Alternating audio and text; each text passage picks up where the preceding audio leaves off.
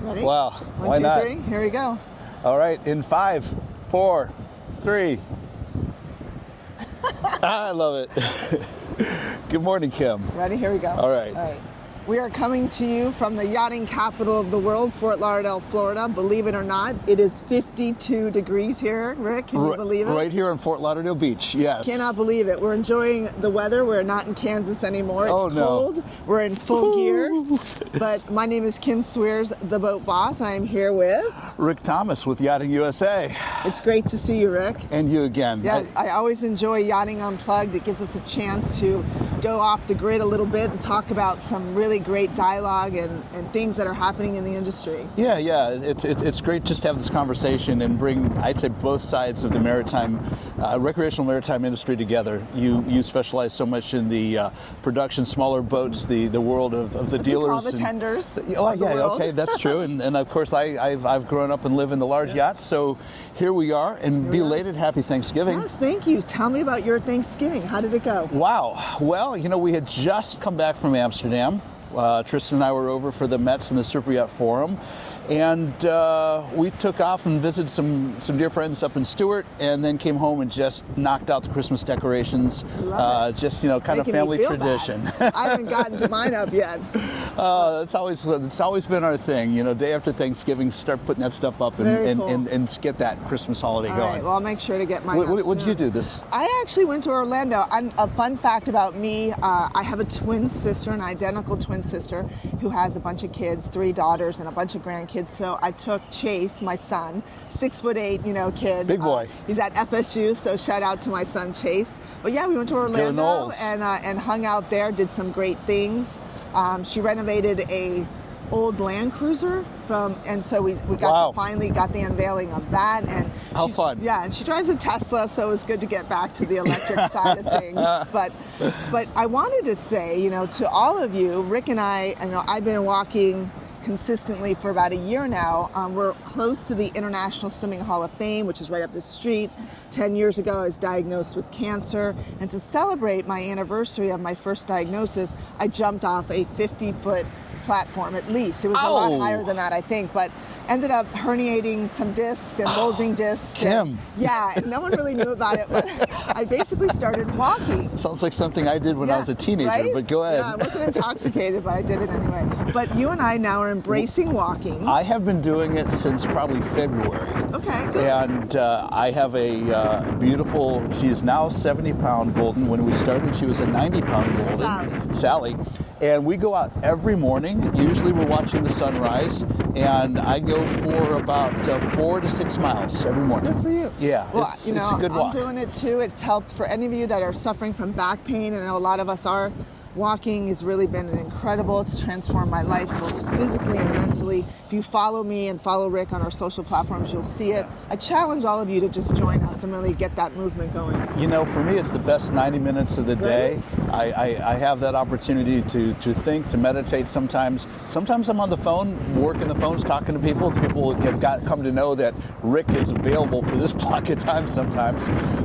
But usually it's that, or I listen to a podcast trying to kind of hone my skills a little bit, listen to other people, how they do what their gig looks like, it sounds like, and but it's great, just non-impactful exercise every day. No, couldn't agree more. So we're gonna, want you guys to join us in this challenge, get healthy, both mentally and physically. So let's talk about some news that's going on in the industry. Let's dive in. Let's do it. I love, boating industry and Trade Only and IBI and all, boating magazines. Everyone has so much great news out there to keep, involved with what's going on. But I really saw some great news this yesterday, I believe, where Massimo Marine out of Texas ended up joining a established electric propulsion manufacturer, Vision Marine. Right. And so now they're rolling out a 30-foot pontoon boat solution that will sustain that sector of our industry. And I wanted to get your feedback on what you thought of, electric propulsion. Well, those that know me know that I've been paying attention to this. Eddie Dennison, Electric Eddie, and I are good friends, and he and I have talked a lot about, that space. I'm the first guy to say it's not for everybody, but I tell you what, it's got its space, it's got a place. I think there are great circumstances where you can go silent, and the technology allows you to go for a period of time now that you're not tethered to that extension cord so much.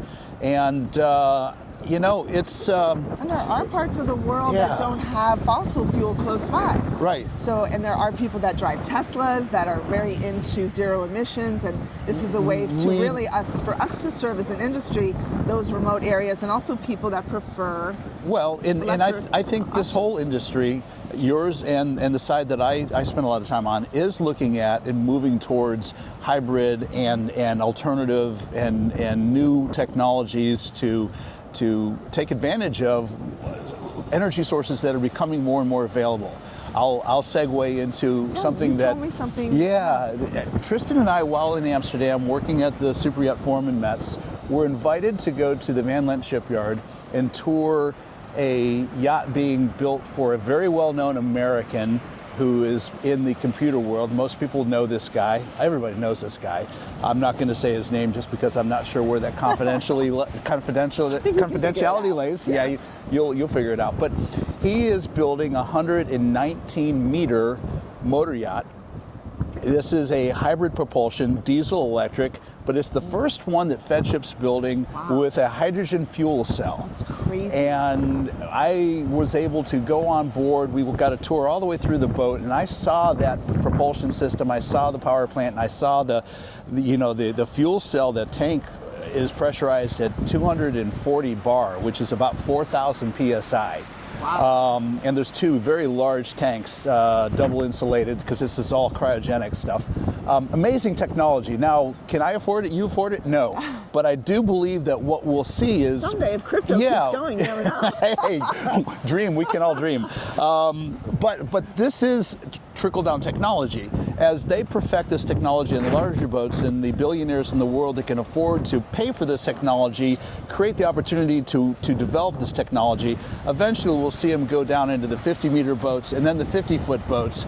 And who knows, maybe 50 years from now, the 30-foot pontoon boat will have a little hydrogen fuel cell built right into the pontoons that takes it as far as you want to go. Right. No, I'll definitely shout out to all the innovators, the crazy people as they call us in the world. Bravo. For really pushing the envelope. I know we'll roll right into the METS trade conference. I know you traveled across the pond, you and Tristan. Yes. I have never been, and I made a commitment to go this year, but unfortunately I didn't go. The industry, obviously, as we all know, my attention needed to be here at my dealership, FB Marine Group. They say charity starts at home. I had to stay here just to keep the troops going and keeping business rolling smoothly. But next year I'm going to go. I'm committing to go, and I look forward to seeing everyone there. But tell me about METS. What is it for someone that's never been? Okay, first of all, I gotta thank Niles Clarenbeck, the managing director of METS Trade. He also is part of the owner of IBEX. I met him in Tampa. At his invitation, Tristan and I came over. They set us up with a studio. It's so generous. It was amazing. And my last interview was an almost hour-long interview with Niles at the Rice Center, 9th floor, in the executive offices overlooking the whole venue. And we talked about METS 2025. So you're going to METS 2025. I am. That is going to be spectacular. You're in for a real treat, Kim. You really are. But the METS I've been going to, I went back into my records. The first METS I did was in 1989. I found out on this trip the very first METS was 1988. Okay. So I've been going almost every year since they've had the METS. You're old. I'm old. Yeah. Yeah, I own it. But experience, we should say. Yeah, highly experienced. So I've seen it evolve. It is got something for everybody. Whether you're building a mega yacht or whether you're starting a little dinghy company, you can find innovative cleats or innovative propulsion technologies and everything between. I think there was 1,600 individual vendors there. Wow. Over 11 halls, and I believe it's 20,000 guests from around the world. 130 some countries were represented. I mean, it's truly international. It's truly spectacular. So were you at the breakfast where the innovation awards were announced? I was not, because I had another obligation that morning. Yeah, but really interesting. I walked the Dame area. And winners. Oh, it was incredible. I really love. I think it's Timo won the life jacket. boating safety is a huge part of my platform right now. I believe they're called TIMO life jackets. They've really pushed the envelope in regards to that technology and increasing the flotation when you're in the water. Right. I thought that was a really cool word, and a lot of other ones, so check it out. Yeah, there was a product there called Sea Vision, Right. and they look like Oculus 3D virtual reality goggles. They take away seasickness. If you're seasick, and this is something that'll show up in a lot of boats in the great. future, I'm looking into this. you put these goggles on, and in about 2 or 3 minutes, your symptoms go away to nothing, and they kind of train your. At least I'm into fashion. I don't know. You might have to do a little graphic design on the outside of them, but they're therapeutic, and so many people that get seasick. This is a solution, particularly if you've come on board and all of a sudden you're starting to feel bad. I can see charter yachts in the future having a few of these on board every boat just because you want to keep those guests happy. Yes, well, they need to get, you have Ray-Bans on, so maybe they should partner with someone like that and bring a little fashion to it. Now you're fashion thinking. Meets function. See, this is how collaboration works. I love it. I love it. Speaking of collaboration, Yeah. I'm excited about all the new boat shows that are coming up, and you and I have a lot to talk about. So we've got, this week we have going on, I think the Hong Kong show's going on, and we've got the Antigua Charter Show is going on as well. Yep. We're rolling right into boat show season. I feel like we're smack in the middle of it. I mean, we started with IBEX in October, and then FLIBS, and then METS, and then Antigua, and it just keeps going and going. Right, yes. Next month I'm speaking in January 16th to the 19th. Thank you to MarineMax and the Trade Association. And I believe it's the Connecticut Trade Association. I apologize if I didn't say that correctly. I was hired to do a keynote speech there, and I'm really excited about telling my story and bringing my message to the world and motivating people that are both in the industry and outside the industry, because there's nothing better than motivation. No. And Kim, you talk about outside of the industry, and something that I'm involved in and conversation that we're going to carry on in future episodes of Yachting Unplugged is, how do you bring people in? We need more people in this industry. We need a lot more crew. We need young professionals to come and look at this industry and bring their innovation, ideas, and technologies to us. So we need to do a better job of reaching out and showing the rest of the world, in our country, our flyover states particularly, what we have here as an industry and what makes it so unique and interesting. We need to capture the kids at the high school level, junior high, high school. There's so many great organizations here in South Florida.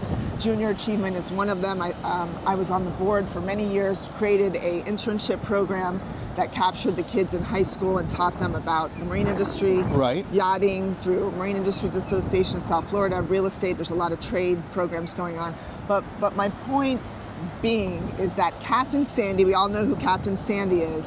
I really didn't know her well. I'm not a TV watcher, but I understand Below Deck's big, and so I started to get to know her through the boat shows. And she presented to me a long time ago that she is now endorsing a license plate in Florida, which is the boating capital of the world license plate. It has a nice center console on it.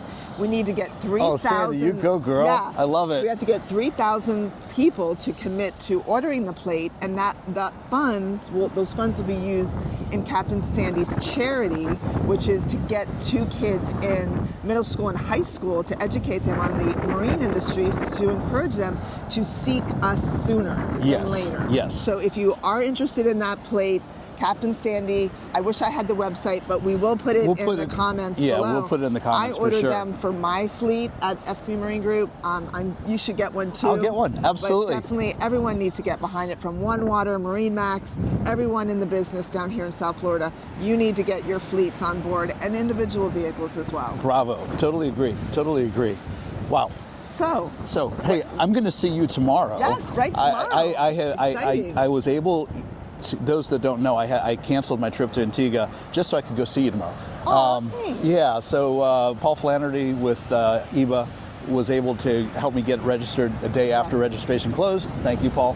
And I will be there. I'm excited to listen to you talk. What you're going to talk about, I think, is insightful and needs to be part of the conversation. Thank you. I appreciate that. And thank you to Paul and the entire team at the International Yacht Brokers Association. One of my juices is I love to speak in public and tell my story.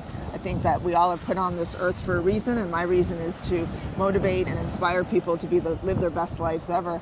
But at the conference tomorrow, we're going to learn a lot about the laws, about yachting industry, charter, everything that's involved in it. And my piece, I'm actually speaking with the CEO of Allied Marine, the CEO of Burgess Yachts, Robert Allen Law Firm, and of course the infamous and famous Bob Saxon.